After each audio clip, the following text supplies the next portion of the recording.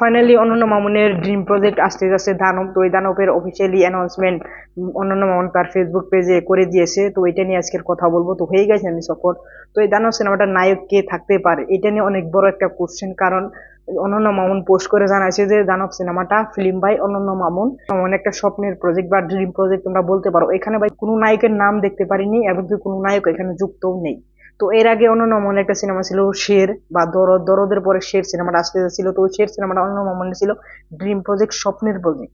তো dream project, স্বপ্নের project যদি এইভাবে একটা ফেসবুকের স্ট্যাটাসে যদি আমরা দেখতে পারি, তাহলে ওটাকে ড্রিম প্রজেক্ট বলা হয় না। যে কোনো ড্রিম প্রজেক্টে আমরা মেহেদী হাসান হৃদয় এবং তুফানের ডিরেক্টর রাহেন রাফিকে দেখতে পারি। তুফান যখন ফার্স্ট লুক আসছিল বা ফার্স্ট লুকের ইভেন্ট করে করে ভাই ড্রিম প্রজেক্টের ভাই ইভেন্ট করে করে ভাই পোস্টার রিলিজ করা হয়েছে, ফার্স্ট লুক রিভিল করা হয়েছে, ট্রেলার রিলিজ করা হয়েছে। এমন আমরা বরবাদে মেহেদী হাসান হৃদয়কে দেখতে পারতাছি। তো তাদের বলা হয় ড্রিম প্রজেক্ট, এইভাবে করে ড্রিম প্রজেক্ট সাজানো হয়। কিন্তু অনন্য মামুনের বেলায় ড্রিম প্রজেক্ট কেমন হয়? অনন্য মামুনের বেলায় ড্রিম প্রজেক্ট হয় ভাই একটা ফেসবুক পেজে একটা ভাই স্ট্যাটাস দিয়ে দিলাম বা একটা পোস্ট করে দিলাম, ওইটাকেই বলা হয় ড্রিম প্রজেক্ট।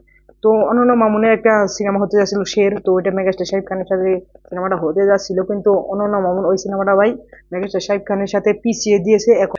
তো এরপরে ভাই দানব সিনেমাটা, তো দানব সিনেমাটা হিরো কে থাকবে এটা আমরা অবশ্যই জানি না। কিন্তু শাহিদ খান ছাড়া তো আমরা ভাবতে পারি যে অনন্য মামুন আর কেউ কে হিরো নিতে পারে। কারণ অনন্য মামুন নিজেই বলছিল যে আমগুলো ড্রিম প্রজেক্ট থাকবে বা আমার সাথে 3-4টা সিনেমা মেগাস্টার শাহিদ খানের থাকবে, শাকিব ভাইয়ার থাকবে। তো এটাও যদি ড্রিম প্রজেক্ট হয়, তাহলে এখানে মেগাস্টার শাহিদ খান অ্যানাউন্সমেন্ট করে দিল দানব। তো এই দানবের হিরো কে থাকতে পারে? তো এখানে আমরা জানি যে মেগাস্টার শাহিদ খান ছাড়া অনন্য মামুন কোনো কাজ করে না, এবং অনন্য মামুন নিজেই বলছে যে আমার যেগুলো স্বপ্নের প্রজেক্ট বা ড্রিম প্রজেক্ট সেইগুলোর মধ্যে মেগাস্টার শাহিদ খান থাকবে। আর ওভারঅল আমার 3-4টা সিনেমার মধ্যে মেগাস্টার শাকিব খান থাকবে বড়দের বাদে। তো ধরো সিনেমাটা অলরেডি রিলিজ হয়ে গেছে, এখন আছে ভাই শের। শেরের পরে আসবে ভাই দানব।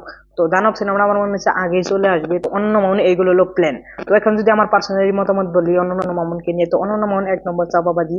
দরদের যেভাবে চাপাবাজি করে দরদের যেটা ক্ষতি করছে অন্যান্য মামুন, তো সেটা বলার কথা নাই।